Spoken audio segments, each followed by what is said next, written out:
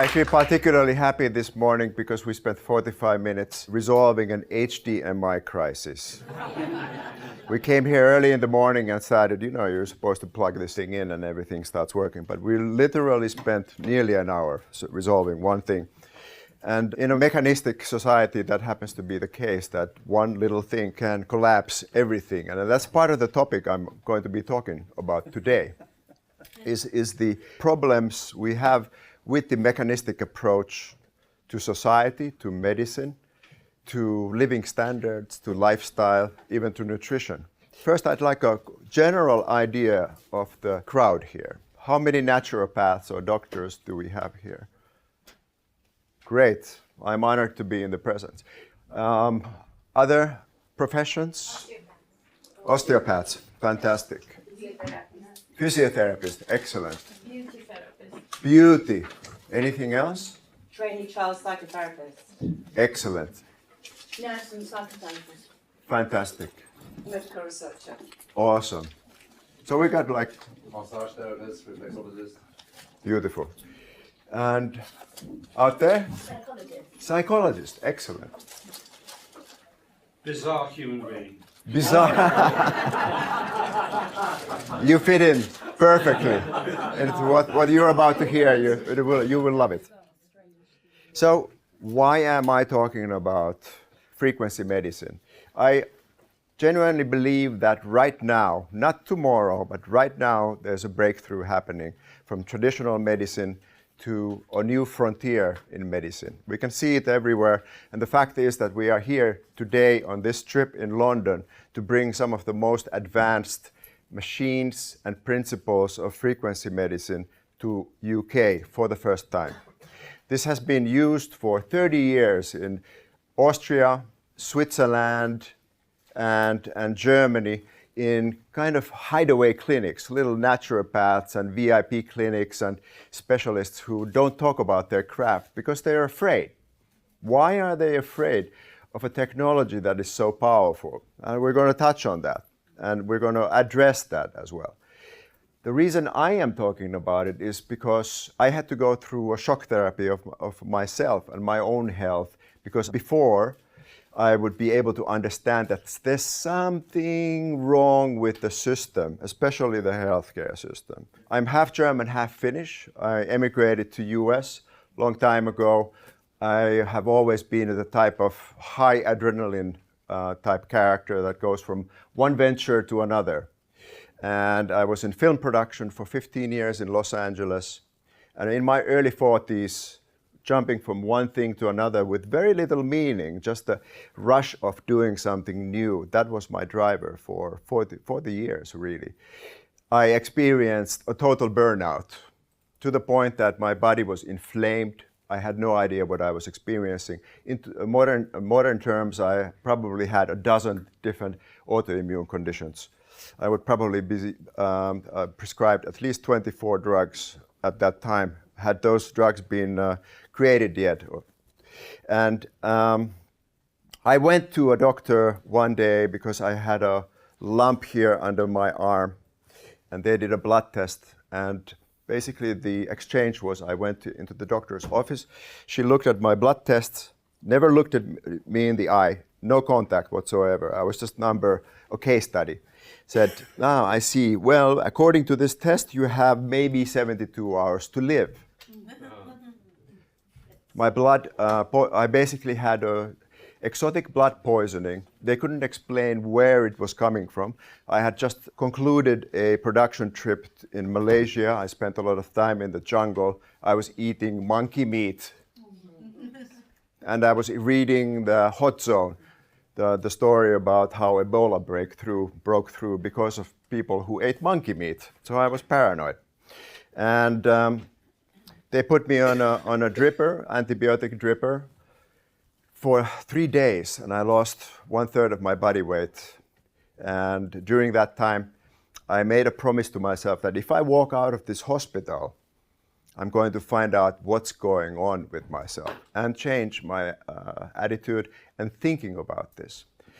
And this is what I did. I came out of the hospital and decided to change my life and re-examine myself and what was wrong, because people, the doctors, even alternative doctors couldn't explain what was going on with me. They were giving me antibiotics, and alternative doctors were giving me herbs. You know, both are problem if you don't understand the root causality of these issues, root causality of energy loss. And I'm in the presence of a lot of professionals here, so I'm talking non-medical language. I'm going to be followed by Stefan Becker, who's a thorough professional. He will be talking medical language. But this is my starting point, and I'm going to talk about these aspects in the next hour. First of all, relationship with modern healthcare. This is the core of why we're here today, especially after the pandemic and the modern healthcare measures, lockdowns, very streamlined protocols that got a lot of people into trouble. Now is the time, that is one good thing, is that a lot of people are waking up that we need to take another look at what's really going on here. And particularly what I'm hearing about the NHS in the UK, of course, this is becoming a disaster. The principal thing here is that we are somehow assuming that there's something wrong in the body itself. This was also my predicament. Why was I getting this exotic bug from the jungle and no one else? What was wrong? And you have to start with the idea that maybe something else is going on, and then that there's something wrong with me per se. Medicine of the future, which is the frequency medicine, provides a clear alternative to the current system, but it's also been suppressed for over 100 years. Since Tesla and a lot of different inventors came out with the first technologies to do this, there's been a clear trend to suppress individuals who are trying to break through in this sector. The current situation is that we are entering a new phase that's more dangerous than ever. And I'm going to read this out because it's a very important and central paragraph from Matthias Desme. We have to consider the current fear and psychological discomfort to be a problem in itself, a problem that cannot be reduced to a virus or any other object of threat. Our fear originates on a completely different level, that of the failure of the grand narrative of our society. This is the narrative of mechanistic science in which man is reduced to a biological organism, a narrative that ignores the psychological, spiritual, and ethical dimensions of human beings, and thereby has a devastating effect at the level of human relationships. Something in this narrative causes man to become isolated from his fellow man and from nature. Something in it causes man to stop resonating with the world around him. Something in it turns human beings into atomized subjects. It is precisely this atomized subject that, according to Hannah Arendt, is the elementary building block of the totalitarian state. And that's the challenge we have today, is that everything is beginning to be built on a mechanistic foundation, where we separate the human being into a completely atomized subject. Here are the topics we're going to be looking at.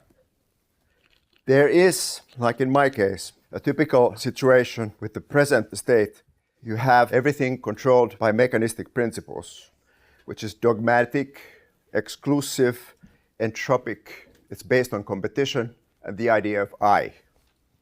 And then there is a different kind, which is based on wave understanding, which is much more pragmatic, inclusive, syntropic, cooperative, and based on us.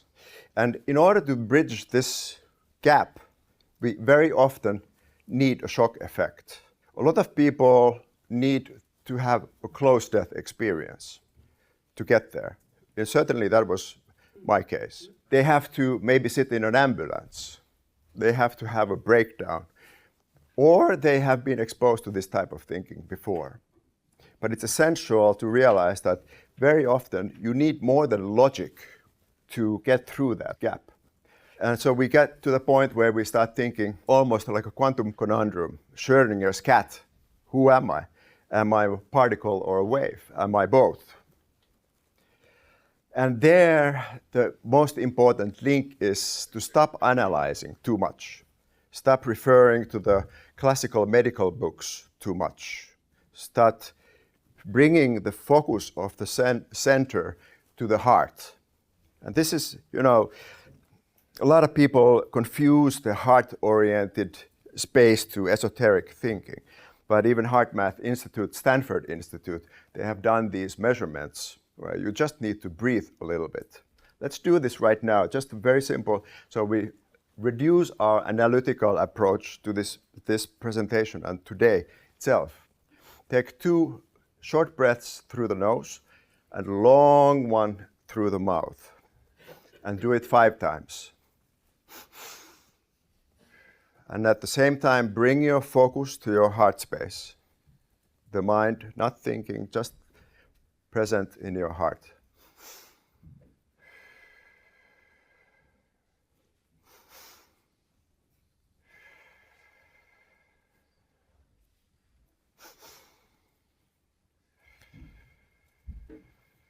One more time.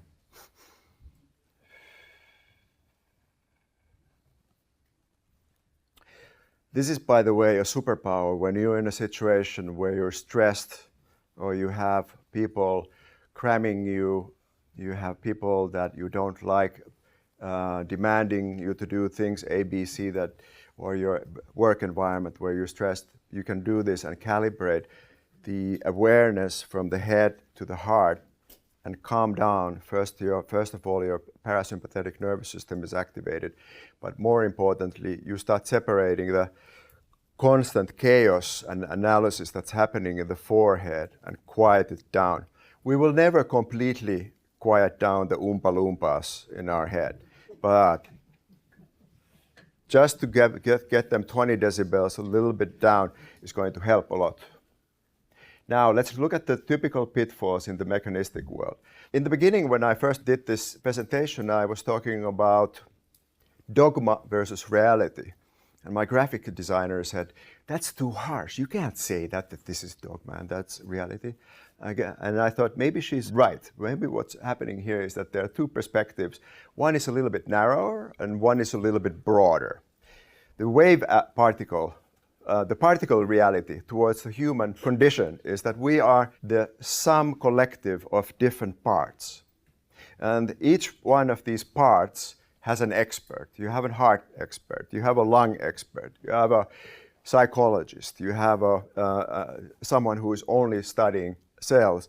You go to the ear doctor, skin doctor. These are all separate professions that don't talk to each other at all.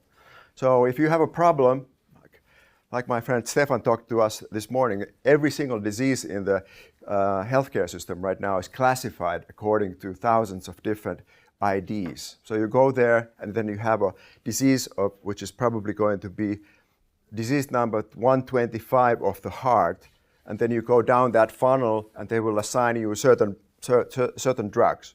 Well, this is typical issue with the mechanistic society, that everything has a very, very narrow field of expertise doing one particular thing without having any idea of what the other part is doing. Whereas the reality, the wave reality, is that we are one energetic construct. And all of these parts, organs, our viruses, our cells, our parasites, our fungi, our biological cells are in real-time communication with each other, which is so massively complicated that only an electromagnetic light speed and beyond light speed communication can explain it. In fact, the human body is a non-local, quantum coherent communication system with the main purpose is to guide energy into the right areas depending on the outside signals. And if you look at it from the perspective, just taking the one example or a couple of examples here, that we are generating over 70 kilograms of ATP per day just to keep the system in homeostasis, or that we replace our skin every 27 days. We eliminate 1 million cancer cells every day in a healthy body. The whole system is constantly in a massive flux. It's changing. And we can see that in our measurements, in our diagnosis, that what's going on. When we do a diagnosis, and I hope we have a chance to demonstrate the machines to you very soon, you will see the actual state of your body right now, right here, which is affected by everything, your emotions, your thinking, your what you ate for breakfast. And this understanding puts us on a more realistic, more broad-minded level of understanding the challenges in the current human system. One more example, if we didn't have field interaction in the body, we would digest our breakfast for 10,000 years. Someone actually did that calculation. The second big area is DNA. Everything in modern science and mechanistic science is very DNA-centric. It's as if it fits perfectly the narrative of the mechanistic society, that inside the cell, which is the smallest replicable part of the human, which we basically has all the information, inside there is a little snippet of code that gives all the data we need to understand the human condition. And if we just tweak that and we have these super fast computers and everything is put into quantum computers and supercomputers, we can ultimately control the human destiny. We can create superhumans. This is essentially the World Economic Forum vision, that we can start manipulating humans in a way that they become half cyborgs with incredible facilities. There's a big problem with this approach. DNA itself, if you think of the DNA alone, we're 70% banana based on that.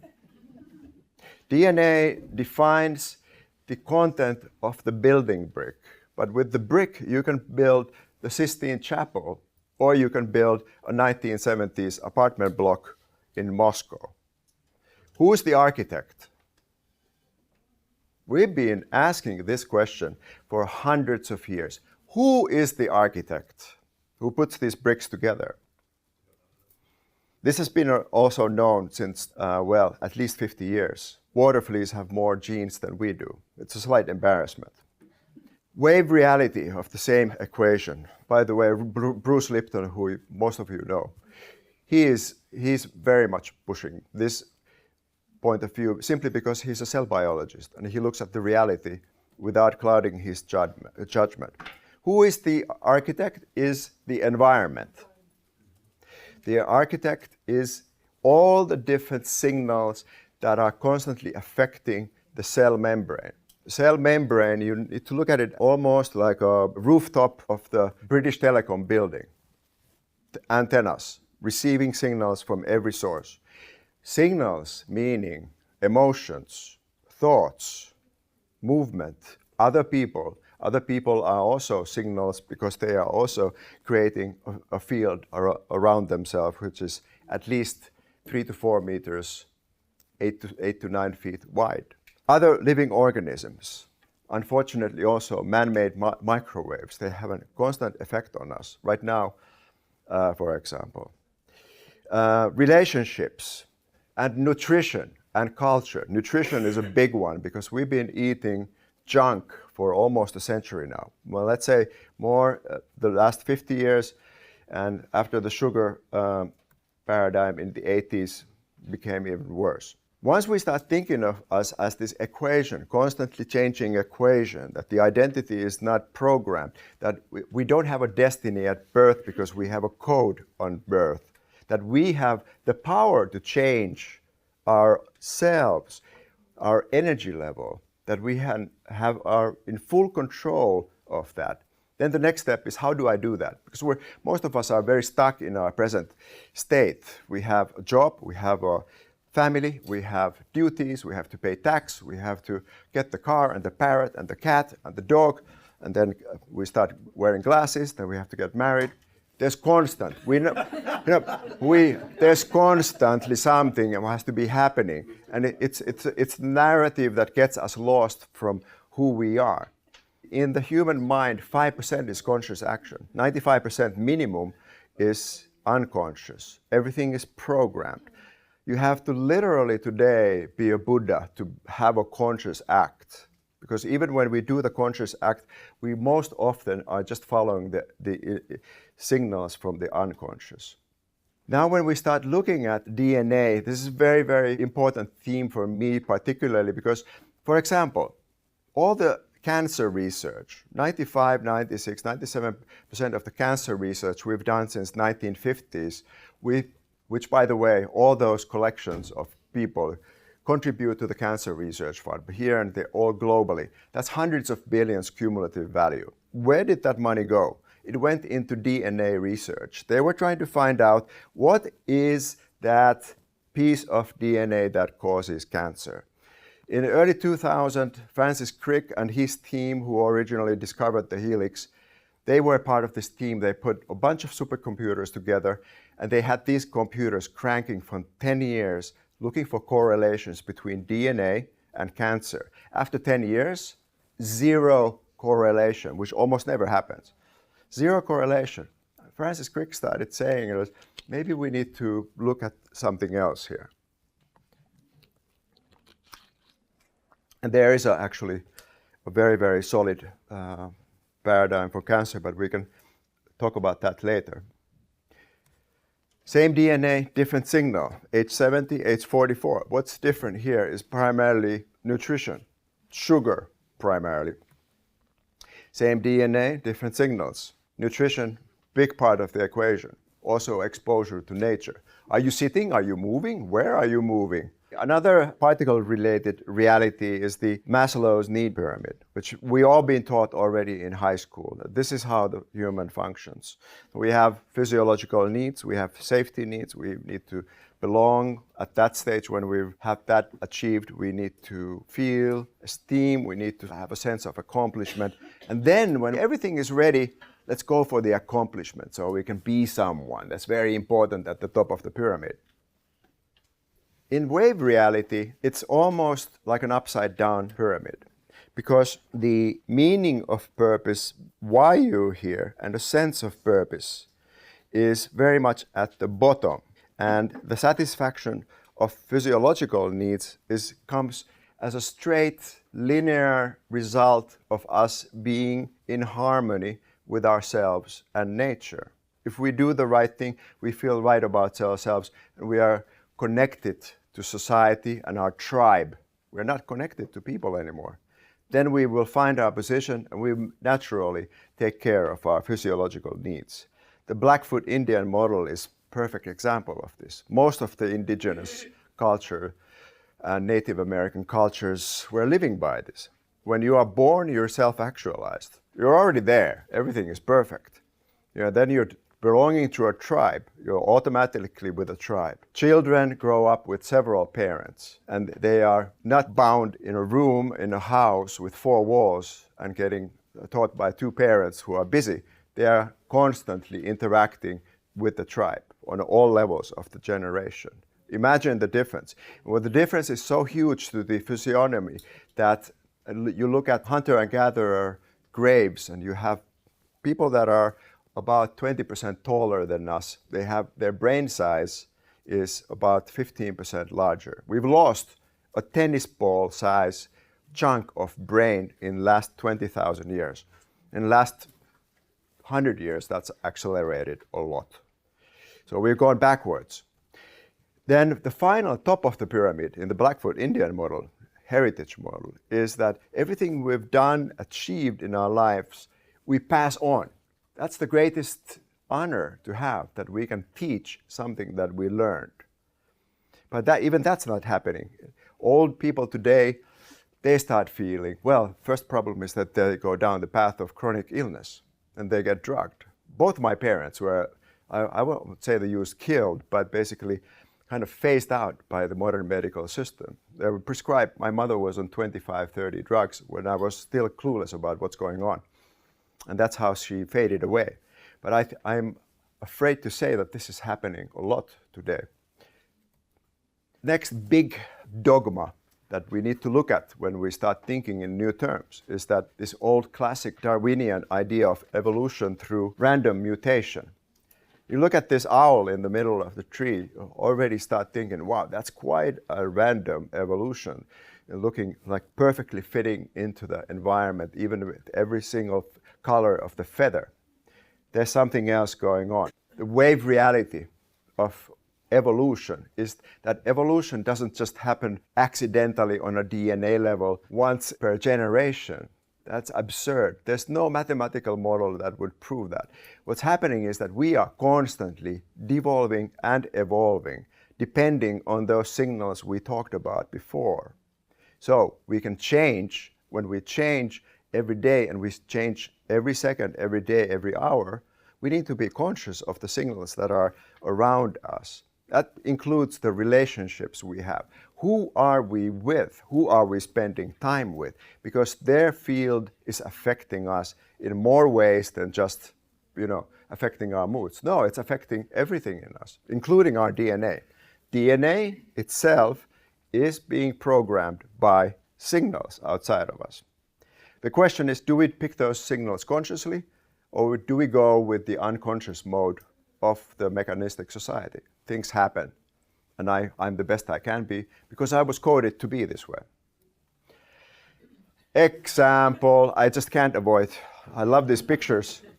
But when you go outside on a morning walk down in London, open your thoughts to this breath exercise. Bring your attention to your heart and just watch. Don't analyze. Watch people, watch couples, watch pets with their owners. See the field interaction in live action when you walk and observe the society, because that will get you closer to the realization that, whoa, I'm part of this system as well. Another example. Yeah, I can't avoid it. I love this photographer. Particle reality, next point. Survival of the fittest. Also a Darwinian concept and very much part of the mechanistic society. Gordon Gekko. Greed is good. It's a manifestation of how the Wall Street works, how the corporate world works, how banking works, centralized banking. Gather, accumulate, and win. Because if you don't win, you're going to lose. And that's what drives the economic system. And that's, by the way, why we are on the brink of a collapse. Not over a brink, we're already on the collapse cycle. It has nothing to do with the economic environment. It has to do only with our perception of how things work. We can eliminate, we can reverse the trajectory if we change our internal way of observing these events. Namely, that evolution happens through adaptation and cooperation. The human body is a perfect example of that. 380 trillion or so viruses. There's a little bit of polemic around this. How many exactly? 10,000 different species, 300 parasite species, 38 trillion cells, 100 trillion bacteria, not to talk about all the fungi, which we haven't even begun to classify. And the empire of parasites alone, even the best parasitologists in the world today don't know less than 1% of what's happening there. These are very smart creatures that we're cohabiting the same field with. And how does it evolve? Because these separate life organisms have come together to form us. We are not one, we are many. And we have the illusion of one. Next important part is this, which has, even if you're not religious, even if you're an atheist, we're still all thinking in terms of, it's our planet, it's our land, we buy land, we own land. The bigger wave aspect of that is that we are a cycle. We are a chemical cycle, we are an electromagnetic cycle, we are a light cycle. The human body is not separate from the system. Once you start to separate it from the system starts to die. Take any one of these plankton from the sea, for example. If you remove that, well, plankton is dying right now, then everything else will collapse. Everything is built into a cycle.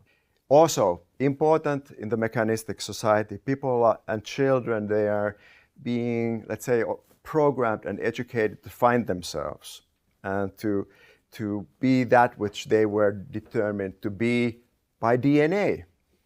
The reality is that once we get this idea of wave reality, picking our signals, we can define ourselves. Defined rather than find. Big difference in how you approach life.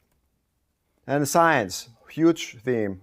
we're full of disinformation and misinformation. Most of the academic and medical studies today are being sponsored by medical and pharmaceutical companies. They buy the research, they release the research, they release the drug. A year or two later, they have to retract, but nobody looks at the retraction. Same with the latest measures. But there's this idea that science is somehow absolute, and science says nothing. It's a principle, it's a process of looking for the truth, which is always shifting in our reality. There's a famous biophoton scientist whose name is Johann Boswinkel, who once said that every truth has 144 sides. So you can look at a diamond, and if you have a tribe with 100 to 200 people, which was the average, 150 was the average in hunter-gatherer tribes, everyone had their different perspective, point of view of what is actually going on. And the tribe's knowledge was collective. That was the closest assimilation to truth we've had. You might say then that science also has certain things that are absolute, and that we can break everything down to zeros and ones, and that we have to have objective measurements like time and location and speed. But even that's not truth. The most basic movement that you can do, you do a high-class calculation on a pendulum. And if you really look at the pendulum cycle, there's so-called deterministic unpredictability built into the cycle. It's never the same.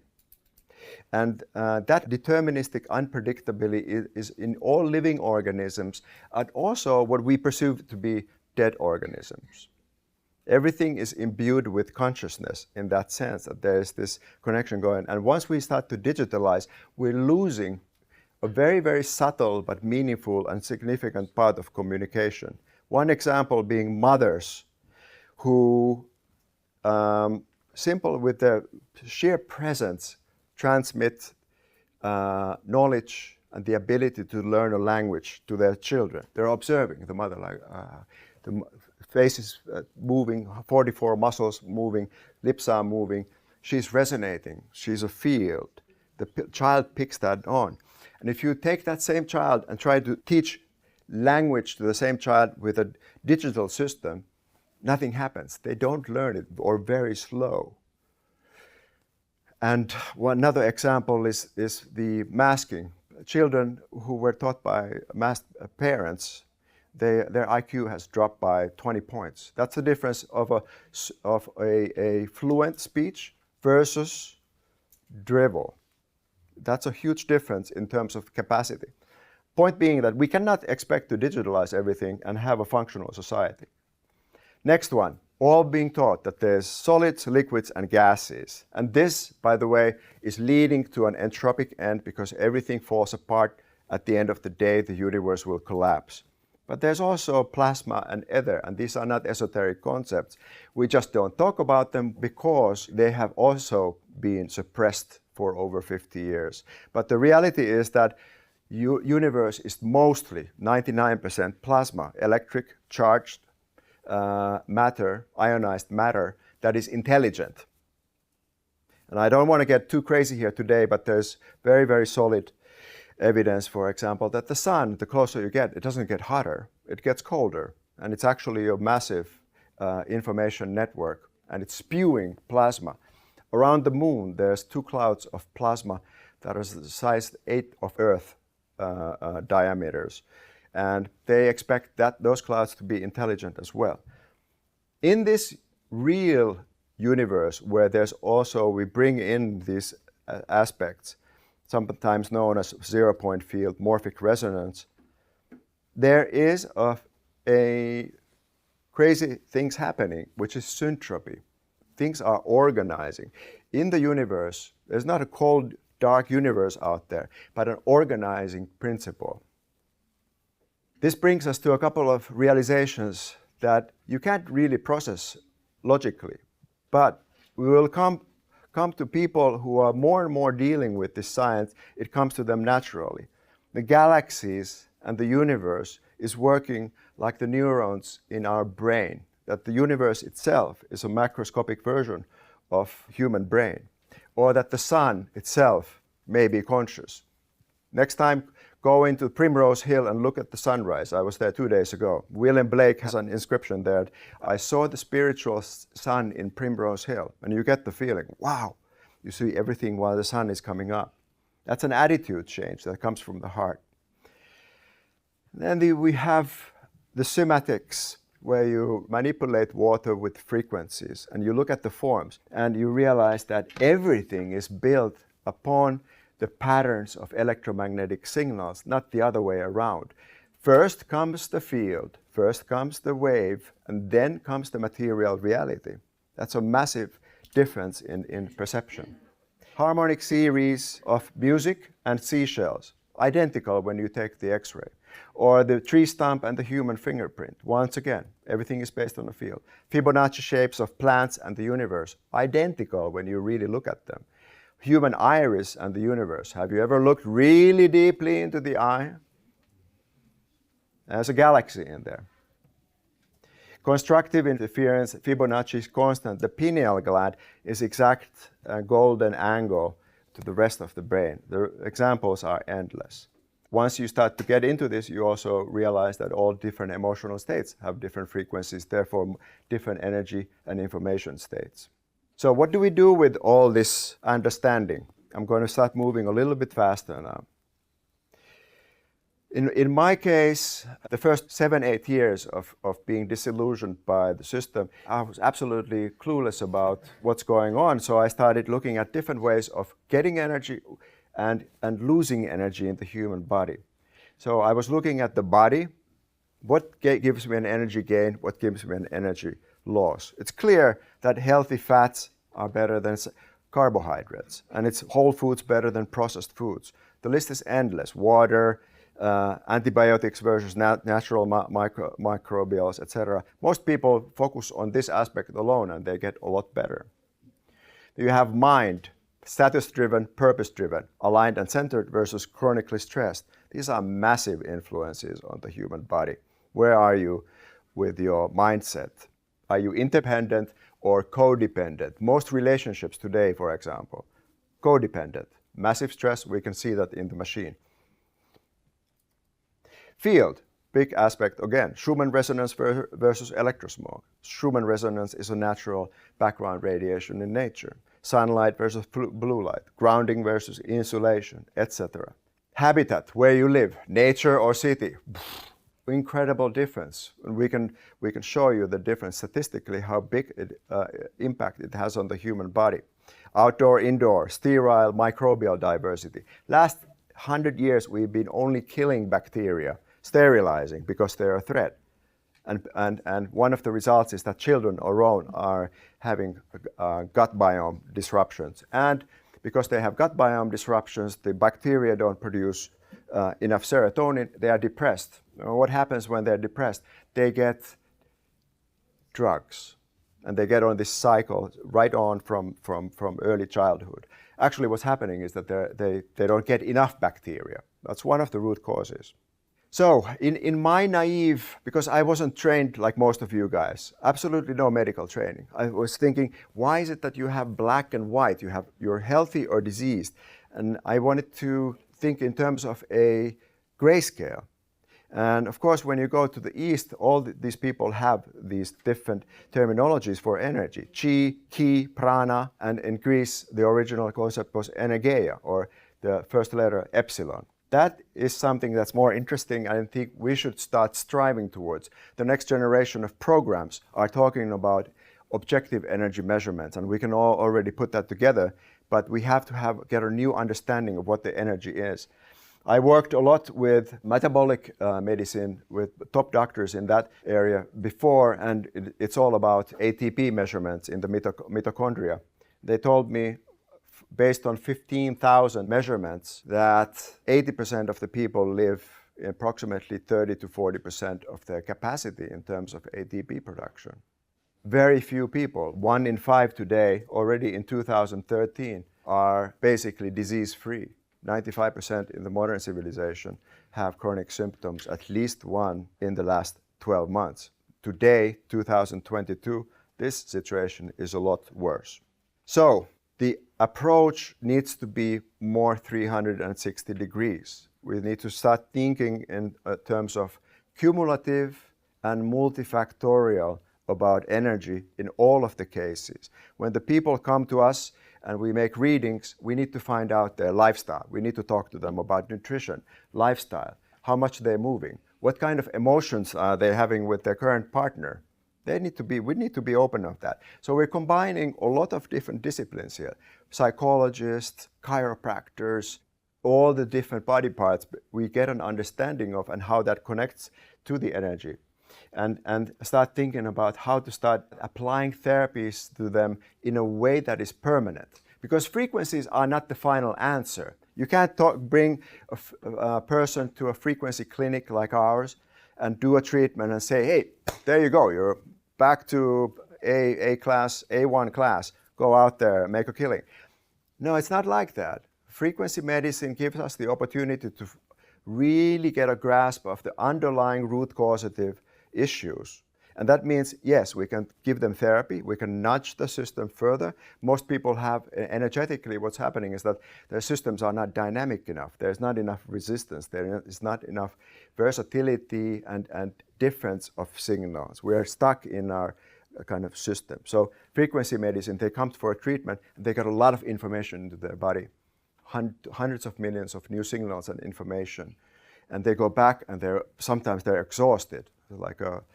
And it takes time for them to adjust to that information. We need to give them added information about how to integrate lifestyle, nutrition, all these basic things to them. The good news is that we don't have to do guesswork here, like we do even with blood tests, but we can give them individualized lifestyle advice, detoxing,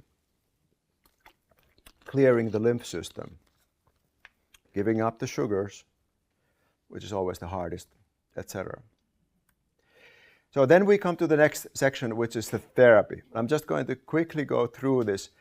We already know that we are a collective sum of our frequencies. We are the ability of water to transmit information, about the ability of us doing diagnosis in 12 minutes, covering all different aspects of the human body, and understanding where the weaknesses are. It's like a SWOT analysis. Strength, weakness, opportunity, threats in your body right now, right here.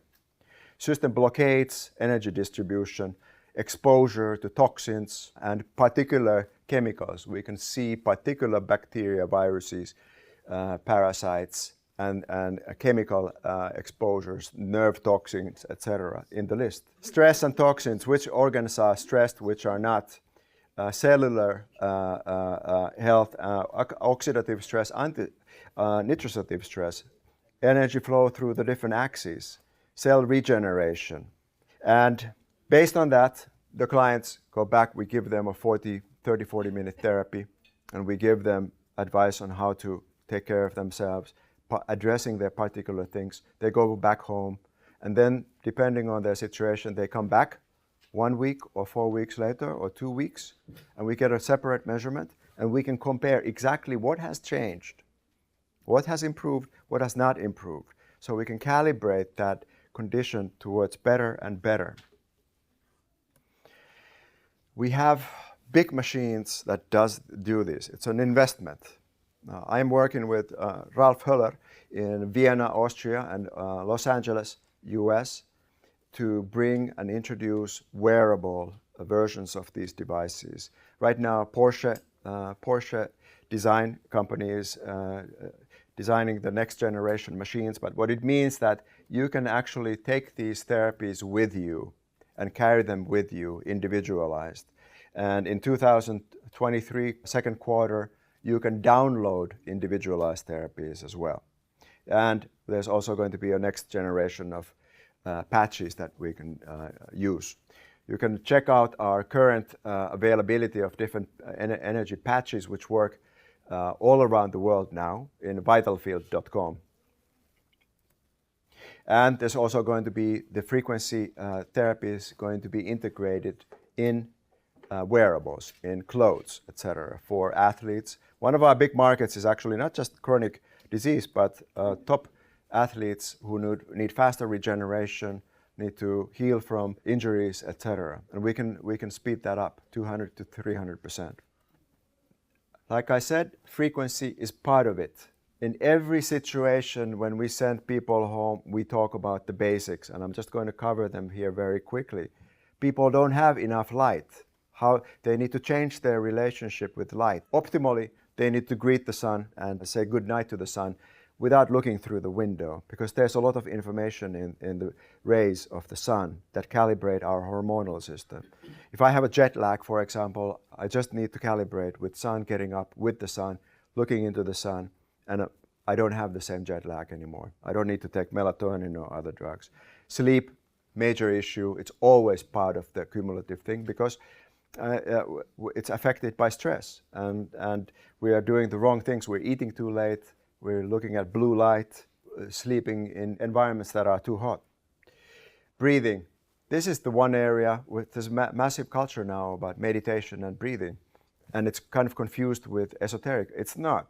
We can breathe consciously. The one exercise I just gave you, you can do it in 30 seconds when you're stressed. In, long out, and you bring your parasympathetic action, and you can take one more a step towards controlling your mental state. Same with hydration. We're drinking the wrong water and we're not drinking enough water. Nutrition. This is probably a disaster in the modern civilization. I'm just going to take 20 seconds here, but people are not doing these things. And if you want to start a journey, you have to start with nutrition. It's the most basic thing. And we are eating too much sugar. That means all the processed foods. We are not eating raw foods. That's where the information is. We are eating vegetable oils, which are trans fats, which are disrupting the gut in a way that the gut doesn't digest food, and it also upsetting the microbial balance. Intermittent fasting, we're eating too much and too often. Just changing a couple of these things will start the body to have more energy. More energy means better mood. Better mood means you can concentrate again on taking care of yourself and figuring out why you're here in the first place. Most people are in a slumber because they are stuffing themselves with stuff in response to stress. And then, of course, alcohol, smokes, whatever it is, and drugs. That has to go if we want to calibrate ourselves. And then, this is another thing that's getting less talked about, but probably the biggest single killer of the 20th century is comfort. We're geared for comfort. Perfect temperature, not so much movement. Let's take the elevator, let's take the car, let's not walk. And in all senses, getting the perfect clothing to avoid cold. And when we're moving, we go to the gym and lift a couple of weights, but we're not really training. There's no real resistance. We need to, people who live in the mountains and walk every day up, hitting their heart rate to 150 and above, they live on average 30% longer. They don't have cardiac disease. Cardiac disease is 70% of the deaths are cardiac disease. Why? Because we're not moving and we're eating sugar.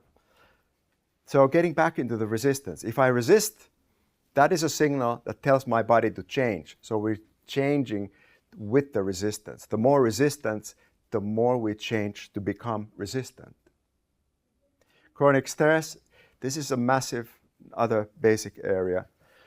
Stress guides the blood flow from the gut towards the exteriors. Once again, another effect of disrupting the gut biome, causing us depression, lower immune system.